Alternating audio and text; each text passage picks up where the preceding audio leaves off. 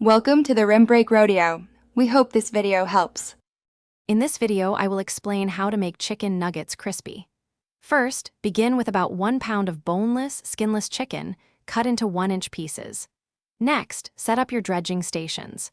You'll need one bowl with seasoned all-purpose flour, another with 2 beaten eggs, and a third with about 1 cup of panko breadcrumbs. This 3-step process is key to a great, crispy exterior. For an extra crispy texture, consider double dredging your nuggets. After the first breadcrumb coat, dip them back into the egg and then into the breadcrumbs again. This creates a wonderfully thick and crunchy crust. Heat about 2 inches of neutral oil, like vegetable or canola, in a heavy-bottomed pot to 350 degrees Fahrenheit.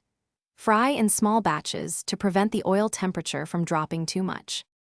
Once your oil is at the correct temperature, carefully place a few nuggets into the hot oil. Fry them for approximately 5 to 7 minutes, or until they achieve a beautiful golden brown color and are cooked through. Remember to turn them occasionally for even browning.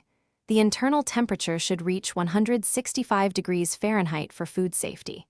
A quick check with a meat thermometer ensures perfect doneness every time. After frying, transfer your crispy nuggets to a wire rack placed over a sheet of paper towels. This allows any excess oil to drain away, preventing them from becoming soggy. Serving them immediately ensures they are at their absolute crispiest.